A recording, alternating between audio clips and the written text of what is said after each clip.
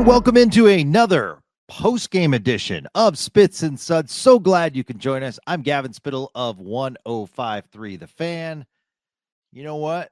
When you pick up your first victory against a team with a winning record, and that team happens to be above you in the Central, you don't crack a Frosty on this post-game show because you've already cracked it right after the game when you were taking your game notes. So I'm going to do something a little different tonight. A little different.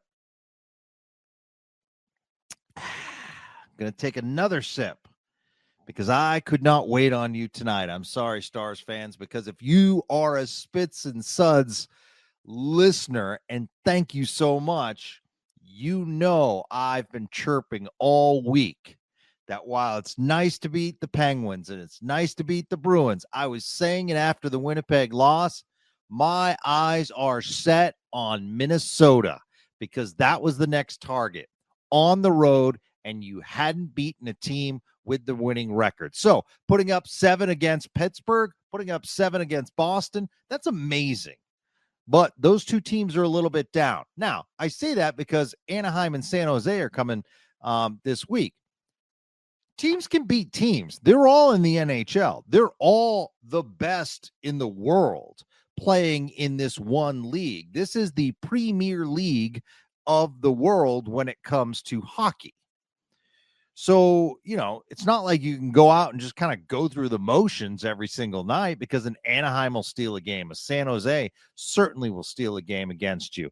Like each of those teams has really, really nice pieces. They just can't do it as a team.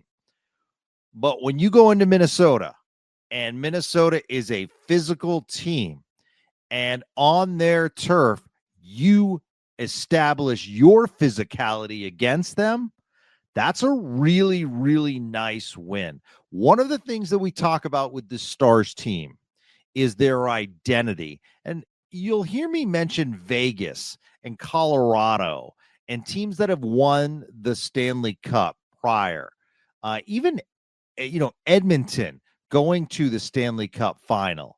The Florida Panthers. What did they all have in common? They each got a little bit more physical prior to the playoffs. At the trade deadline, the rink gets smaller, things get tighter, the physicality ramps up. So the Stars did that in the offseason, and you saw it tonight. And the other thing is the diversity of winning. And what I mean by that is, let's take Vegas, for example. Like Eichel can put up points, but they can also be physical with you. They can have great goaltending. So they can beat you in multiple ways. So the Stars this week beat both Pittsburgh and Boston with just offensive explosions. And then fast forward tonight, it's really, really nice. And Pete DeBoer highlighted this after the game to get a 2-1 win. You want those wins on your calendar when you squeaked by. I know it sounds weird. Sure, you'd love to put 7 on the board, or you'd love to win by 5 or 6 goals every single night. But these kinds of games teaches you and builds confidence that no matter what the situation, up by 5, up by 6, up by 1 late in the game with your goaltender hanging on, that teaches you that no matter what, keep the confidence high, believe in yourself, and you can do it. So 6 points out of a possible 6 points this week. 2 home wins, tonight's road win. Their first win against a team with a winning record on the road. It's a Central Division team ahead of you. This was a 4-point swing tonight. And you'll hear me throughout the season talk about the swing. 4-point swings are massive, especially in this gauntlet of a Central Division. So let's take the Stars hat off for a moment and kind of we'll get back to the game in a second. But I did want to bring this up tonight. And please tweet me if you disagree. And just try to take your Stars hat off for a moment. Trust me, I'm wearing that hat proud tonight. But if you're a hockey nerd like me, how cool are those wild sweaters with those North Star colors? Let's just be honest with each other. So are you with me now? Like Colorado wears the Nordiques colors.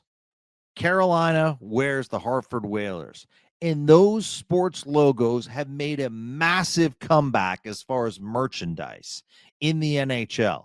So you look at these defunct teams that have transferred to a new city with a new look, and throwbacks are so cool to wear now. So you see in Colorado, watch when the Stars play Colorado this year and look at the crowd and see how many Nordique sweaters or Nordiques gear you will see. So it does two things. It brings in more merchandise fees for the club, but probably more important, it keeps a legacy alive, because maybe there's that person out there that will look up the Quebec Nordiques. And like I said, I'm a hockey nerd. And maybe they'll look up that there was a line from the Quebec Nordiques that had 3 brothers on it, all forwards. The Stastny brothers. No, I'm not talking about the movie Slapshot with the Hanson brothers. I'm talking about the Stastny brothers, Mario, Anton, and Peter. Peter being the best out of the 3. But Craig's talked about the Stastny brothers on this program before. So that to me is awesome history. And playing in Quebec was really, really tough. Then you move to Hartford and you see Hartford Whalers gear, not just in Carolina, but throughout the league now. And you hear people talking about when they say, wow, cool shirt. And you reply, the Great Whale. So it keeps legacies alive. And I'm not going to lie to you. I don't like that I don't see more North Star gear. And part of the reason is because it's one thing to wear Nordiques in Colorado. It's another thing to wear Whalers gear in Carolina. But there's something about wearing a Minnesota logo in Dallas. And we see him at the AAC, and I applaud you guys. But at the same time, that's the difference. So that's why I've always said, can we just be done with it? Cut a deal with the Wild and let them wear North Stars gear.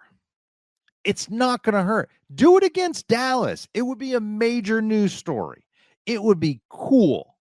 And guess who gets a lot of those merch fees? The Dallas Stars. So I was just throwing that out there tonight. I just thought it was really, really cool to see those colors back on the ice.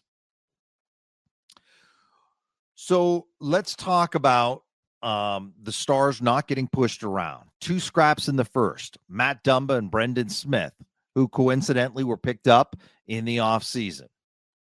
And Brendan Smith's found himself defensively in the lineup, game in and game out.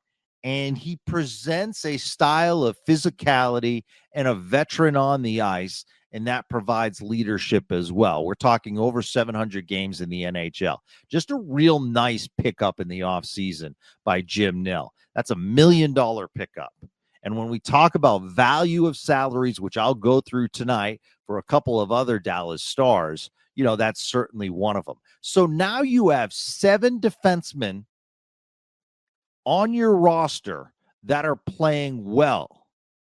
And Liam Bichsel, and this is giving you time to have Liam Bichsel adjust more to the North American game and start to thrive and play big-time minutes that count in Texas. That's going to pay dividends. It paid dividends with Jake Oettinger. It paid dividends with Jason Robertson. It paid dividends for Thomas Harley. When Thomas Harley came up the second time, with the minutes that he logged in Texas, we saw a completely different player. So excited when Bichsel comes up. Don't want any injuries to happen. But that moves to our next point. And that's the reinsertion of Matt Dumba into the top 6 tonight and the move of Pete DeBoer. And we applauded Pete DeBoer on previous Spits and Suds because it's not easy to take what was a top pairing defenseman with Miro in Matt Dumba and say, we're not only going to drop you down, we're going to healthy scratch you. That can have a psychological effect when you have a veteran coming to a new team.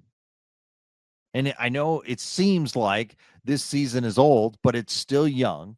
So there's still an adjustment to your teammates. There's an adjustment to living in a new city.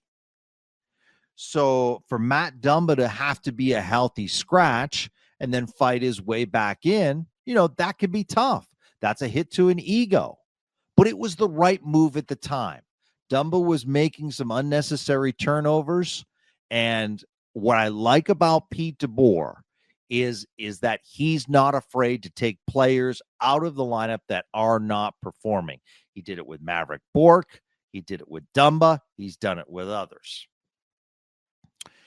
So Matt Dumba's basic American home is Minnesota, playing 10 seasons with the Wild. So to reinsert him for this game was so important. And what it does if you're the coach like Pete DeBoer is it gives some currency in the room. Hey, guys, I'm not afraid to take you out of the lineup. If you're not playing up to what we think you need to play, someone else on this extremely deep roster is going to get the start over you. But when you reinsert a player in a game that he cares about a lot, that's not just important to Dumba, that's important to the room. That builds character and it builds currency with your coach. So stick tap to Pete DeBoer, and how did Dumba respond? Played pretty well tonight and got in a very nice first scrap. And we talk about the Wild trying to exhibit their physicality and how good the Wild are as far as their corner work. And that's where Brendan Smith and a Matt Dumba pay off because they're more physical players and they can win those puck battles. Not that Nils Lundkvist couldn't, but I think it was the right move. I felt as though Pete DeBoer pushed the right buttons tonight. And we said on Spits and Suds, don't be surprised if Dumba's in the lineup against Minnesota. Mason Marchment, that contract continues to get better. And I hate to say it this way because I was a big Radulov guy when he first started. But this is the opposite of Alexander Radulov's contract. Because remember when Alexander Radulov came here in the first 2 years? Or the first year and a half, how valuable that contract was. And then unfortunately, Father Time is never wrong. And just felt as though that last year and a half, you were like, oh, this is getting a little tough. Needless penalties behind the play. But remember that first year of Mason Marchment. He had the big start against Nashville. But then it got rough, loss of costly penalties, and he ended up with 16 points less than his year prior with the Florida Panthers, which, by the way, was his best year in the NHL. He went from Toronto to Florida, and remember that Florida Panthers team, how much they scored under Andrew Brunette. And so that first year, you're thinking to yourself, did we overpay? Now, there was a bidding war for Mason Marchment's services. But did we overpay based on one good year? Then arrives Matt Duchene, pairs with Marchment along with Tyler Seguin. And by the way, Sagan's career blossom. I don't think it's a coincidence that these two players who are really solid players in Marchment and obviously Seguin, but blossoming with a guy in the middle like Matt Duchene. Similar to, shall we say it, it's early, but Rupe Hintz and Jason Robertson maybe haven't been the same since Joe Pavelski left. That veteran presence on the line can sometimes be a massive factor. So Mason Marchment looking so good right now. 9 points this week, including 4 goals. He has 17 points in 15 games. Speaking of contracts, Jake Oettinger, after the Jeremy Swayman signing in Boston, here comes Jake Oettinger with the long-term deal. And some people were saying, I don't know, we'll see. And we will see. And goalies have down years. But Jake Oettinger won you the game tonight. Made some nice saves throughout the game. Didn't have a lot of work. But boy, when that first goal was scored off the faceoff and it became 2-1, you needed your top-tier goalie to step up, and did he?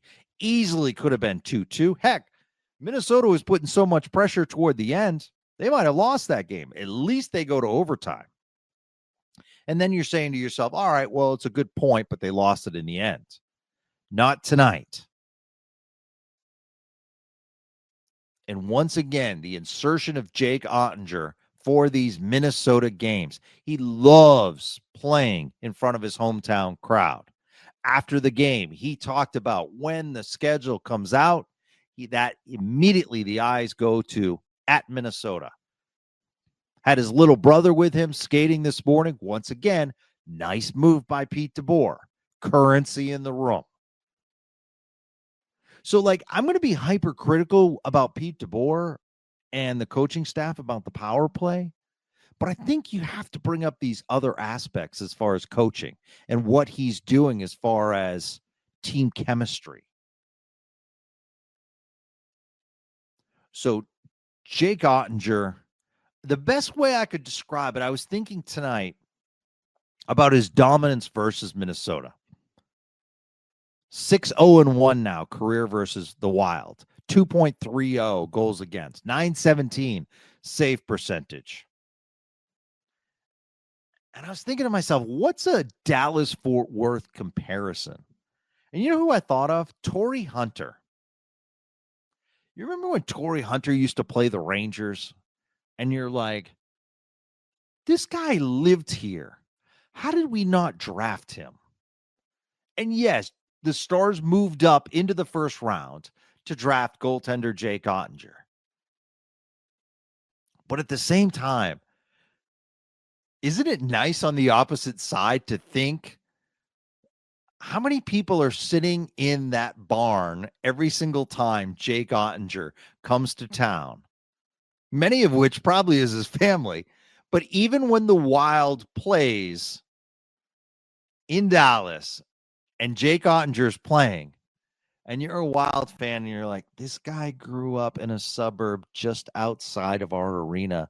Why didn't we see this happening? They have to be thinking that, because that's what I was thinking with Torrey Hunter. So kudos to Jake Oettinger, which, by the way, Big Jake now 5th in the league with a goals against average of 2.27. It continues to drop. That kind of leads us to his opponent tonight as far as goaltending, Philip Gustafsson. So you'll see me talk about the play of Jake Oettinger, Mason Marchment, other players tonight.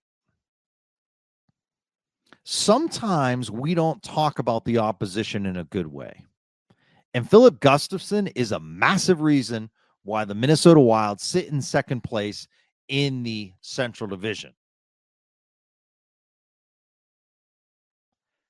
Philip Gustafson is leading the NHL right now in goals against average.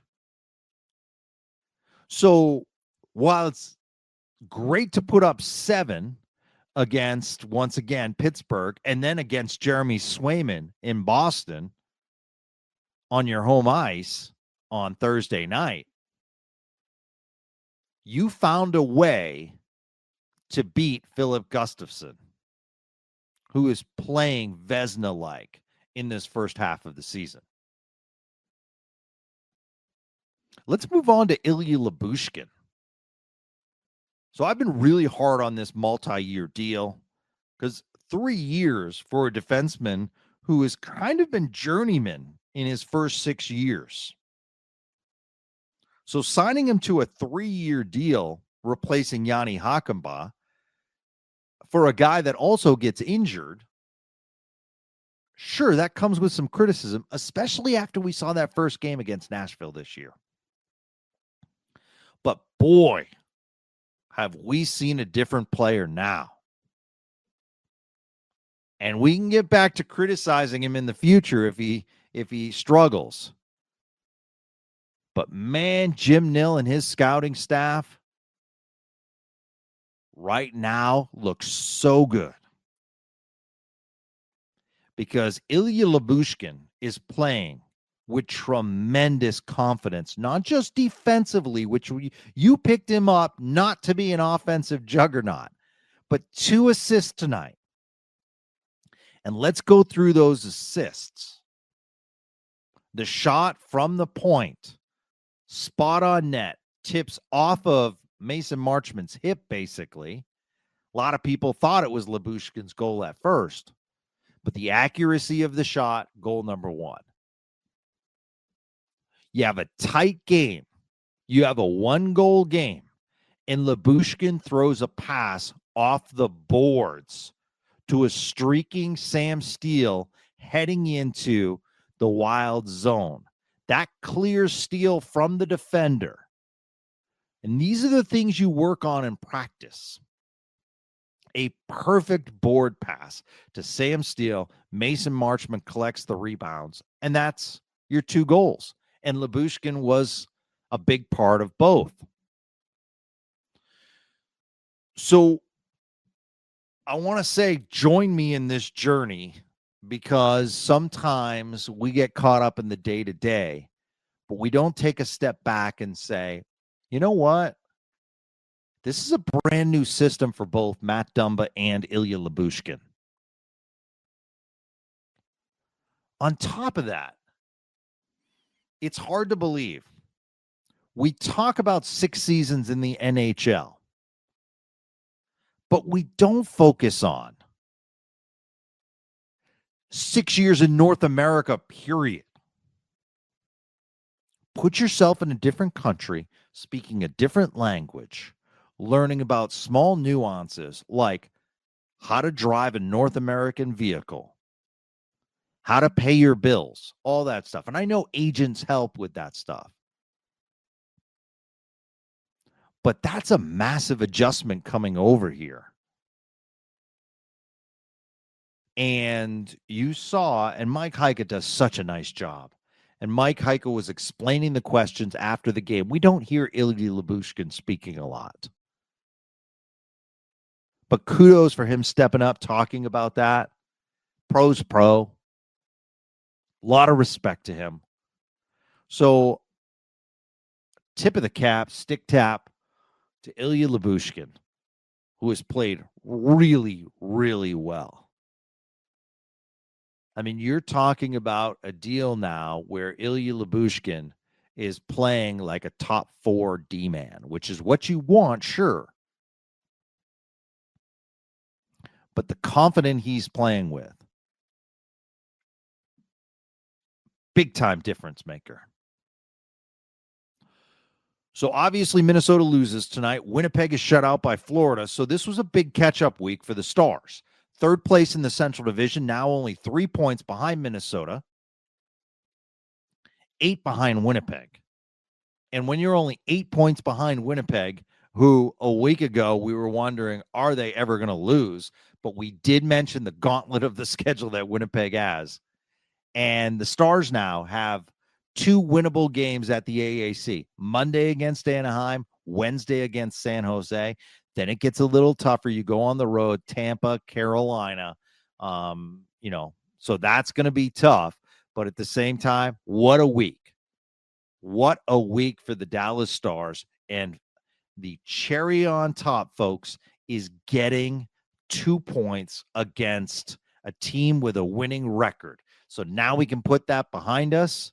We know that you can go into enemy territory to a packed barn in St. Paul and get 2 points. And the Stars' dominance of Minnesota over the last few years, wow. Very, very impressive. So, of course, we'll have oodles and oodles of Spits and Suds programs coming up this upcoming week, but a massive win. Really, really nice. 2-1 against the Minnesota Wild. I hope you have enjoyed your Frosties. Hopefully you can continue them tomorrow and give yourself a nice hockey day off before a Monday night nice tilt against Anaheim. And I want you to watch Anaheim because I want you to see and tell me some of the pieces that maybe you want from Anaheim. And it's not that easy just saying, ooh, give me this guy, give me this guy. It needs to work as far as salary, and it needs to be a good fit. And it's tough to crack this Stars lineup as far as a trade because then you're saying to yourself, who sits? Because Maverick Bork's back. And do you really want to halt? And Sean and I were talking about maybe you send him down to the AHL for a couple of games if he's not going to play for a while. But, he did. And, hopefully he can win his way back in the lineup. But who do you sit? That's the issue. Right now they're healthy. And this depth, trust me, on a veteran team like this depth that they have, both forwards and defensively, is going to play a major factor because injuries will occur. Rest needs to occur. And when you have pluses as far as healthy scratches on the forward and the defensive side who can slide in, who understand the system, and you won't take that much of a step back, that is really, really good. Something the Stars haven't had in a long time. So that's going to do it for us. Thank you, one and all. And don't forget, if you have the opportunity, if, for instance, you're listening through Apple Podcasts, there's a little space there that you can give us a review and you can leave your comments about the program. Also, if you can spread the word that there is a local programming offering Dallas Stars programs as much as possible, as well as the latest hockey news, that would be sensational. Sometimes we forget, and I forget to give this message to you, that we're still continuing to grow this program. And we're so thankful for the record numbers we're experiencing in 2024. But we want to continue it big time in 2025. And the more numbers we get allows us to give you more programs and more interviews. So for producer Gregory Finley, I'm Gavin Spittle. Stars, big time win. We'll talk to you soon. Have a great day, everybody.